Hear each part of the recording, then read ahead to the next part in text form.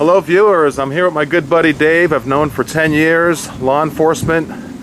For 20 years he's been on duty.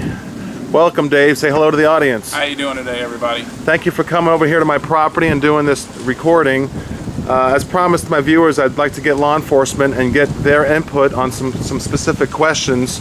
First question I have for Dave is how long were you on duty? You just recently retired, correct? Yeah, 20 years. 20 years. Do you miss it? Oh yeah. Yeah, I bet.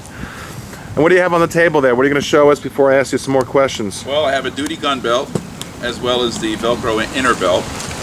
Talk about that, because I didn't realize how that works. Well, the Velcro inner belt probably came into play somewhere around 1985, around that time. It replaced the old keepers. What officers used to do was wear a regular leather inner belt, and once they had their belt on, they would use several of these keepers, which would go around their gun belt and snap closed with their inner leather belt there. But the downside to that was if you didn't have enough keepers, as you ran after a suspect or whatever, got out of the car, your gun belt would always want to shift left or right a little bit. So that would keep your gun and your radio off center of your hip. So now you have the Velcro system? So they designed, I mean, there's some, you know, guys that are just the old way and they stick to the keepers. But a lot of the newer guys who want that gun belt to stay put so it's always in the right place, switch to the Velcro. So you would put this in your belt loops. It has no buckle, obviously, because it's got Velcro on the inside. And once that was on, you would take your gun belt, and that would be around your waist, and you would put this on just like that, and it would stick. That's interesting. And now, with that, would keep your gun belt from moving completely. I mean, it's not going nowhere with that. How many rounds did you carry, and what was your carry gun? My carry gun was a Glock 22. This is the off-duty version of the Glock 22. This is the Glock 27. And you had the one magazine in the chamber in the gun and two spares in the magazine holder. And then obviously you had a flashlight. What other accessories? You had the ASP, which is an expandable like nightstick. How many heads did you hit with that? We'll leave that there. How many heads did you hit with that over the years? We'll leave that part alone. Okay. And the only thing with the ASP is you need a good hard surface in order to close it. Yeah, we'll close it after the video. It's not going to work on the side. We're not going to have right now. Okay. Well, what are the three most interesting? All right, what do you got? Something else there? And then just a regular old pair of Smith & Wesson handcuffs. I guess there's been a couple of wrists in those things, huh? Yeah, those have been on quite a few wrists. And those are my original ones that I had from the get-go. That's one thing about handcuffs. They never really changed except for some of the other ones don't have links in between. They're actually connected with brackets.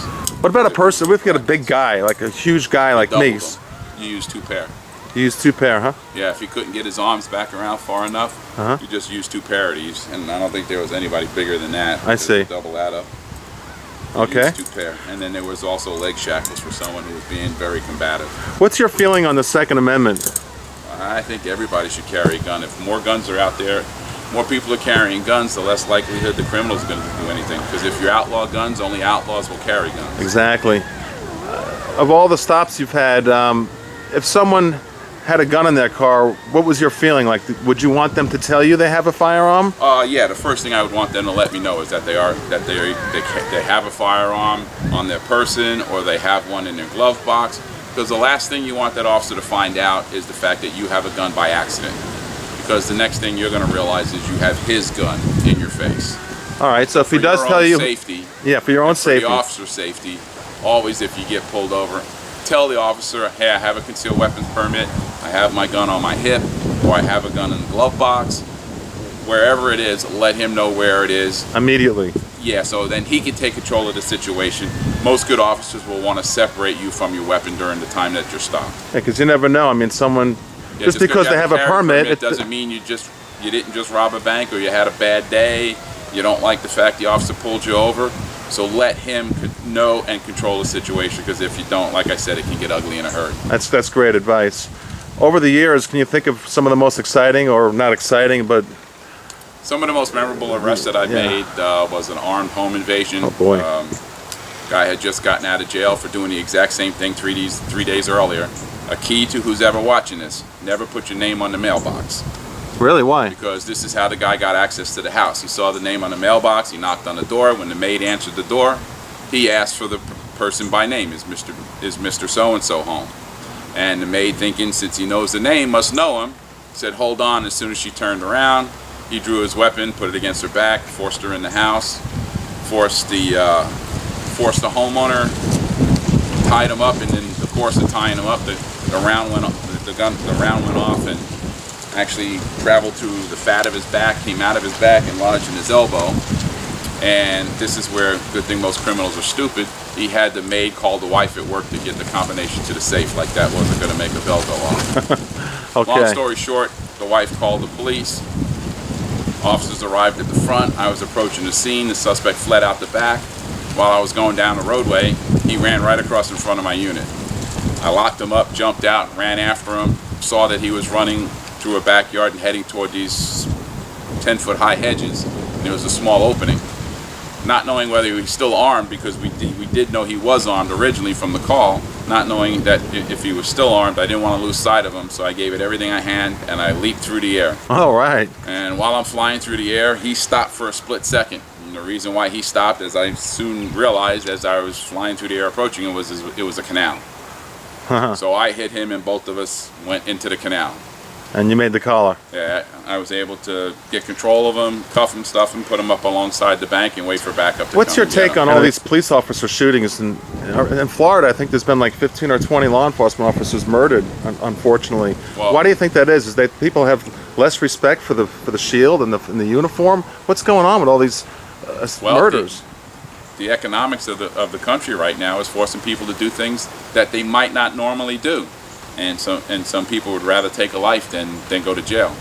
Desperate people do desperate things. Yes. And they're not showing the respect to law enforcement that normally they with the hard job that they do. You know, I'm all for the military. I love that the guys are over there protecting us. But the guys in blue that are here are so often overlooked for what we do every day. I agree. When there's no wars, and if you do the math and total it up, more officers are killed than military personnel. Huh. If you take away the wars, more officers are killed each year than military personnel. That's some that stat. gets overlooked. The only time, you know, your local guy in blue was actually thanked was right after 9/11. Yeah. And then shortly after that, it went away. It's You know, unfortunately, as a nation, we forget things in time. Just look around your neighborhood. I bet you don't see all those American flags flying anymore. a shame. I always see a flag on your house 24/7. 24/7. There's at least 365. one flag in front of my house. Just Always. because there's no major catastrophe happen here, there's no reason to show that you're proud of being an American. I like Fly that. that flag. Now, being that you just recently retired, is there a federal law that President pushed past? I think Yeah, after President 9/11. Bush pushed past H.R. 218, which allows any retired or active police officer to carry his weapon anywhere in the United States as if he was an on-duty active police officer. Which is excellent. So wherever that officer carries it would be able to carry his gun, so can a retired or off-duty officer. So right now you can go to the post office, you I can go to an anywhere I airport. want to, so long as I maintain my qualification for that every year. Every year you have to go do the same qualification course that your particular state's officers would have to take. And what about the fact that different states have different laws? Like what's going on with New Jersey? New Jersey is just so set against anybody having a gun. New York and New Jersey. New Jersey's the worst right now. They're just making it so difficult for anybody to carry a gun, and even to mess with officers who might come in from out of state under the umbrella of H.R. 218. They made it where it's illegal to carry hollow point bullets, which, if you know anything about police, Ballistics, that's yeah. what almost every police agency uses, because the idea behind it is to try to keep the round in the suspect and not pass through and hit the person walking their dog down the street. Exactly. Almost every police officer is carrying some form of hollow point bullet, and they're even going to the point where they'll stop a guy. He says, "Oh, I'm a retired officer. I'm at my HR 218. I'm carrying a weapon. I need to see your rounds. I got to see if they're hollow points." And they're using that as a way of either arresting the guy, the officer, or That's a shame. confiscating his weapon for the time that he's in their state. What did you recently purchase yourself? What do you got? I just purchased the Smith & Wesson Bodyguard, which came out last August. You got it on you? Let's see. Yeah, it's It's a 380 auto. It's pretty sweet. It's got the laser on it. It's got a built-in laser. It carries 6 rounds in the mag and 1 in the chamber. What do you said you It's very carry? lightweight. Hornady hollow points? Yeah, right now I have in it the Hornady Customs. My favorite round for personal use since retired is the Hornady Critical Defense. But this is a nice gun, small gun, comfortable gun. I'm a easy to concealed conceal. weapons permit holder, and I think I should carry my gun as often as possible because that's my obligation. When I got that permit, that's part of my obligation to myself to protect my life, protect my family's life. Don't you agree that if the person has a permit, that they should practice regularly at the range, and they should practice safety, and also carry their gun if they're legally able to carry it? Without a doubt. You can't be good at something if you don't practice with it. So you want that proficiency. You don't want to hit that innocent bystander. You Right. want to make sure if you're in that situation that you're going to protect yourself in the proper manner also. You need to keep in mind is you can't use deadly force to protect property. Try, of course. You can only use deadly force is if you or someone you're with or care about is in imminent harm. Except for the castle clause, Right, where if someone comes into your house, they're fair game. right. But other than that, you have to know when and where you can use deadly force. You have to keep that in mind because you don't want to be where they should be. Well, thank you for this interview. This is the first of many to come. Dave and I are off to the range right now. We'll show you about 7 or 8 guns we're bringing to the range. Let's go to the range, Dave. Let's have some fun. All Thank right, you see for that you later. interview. Bye.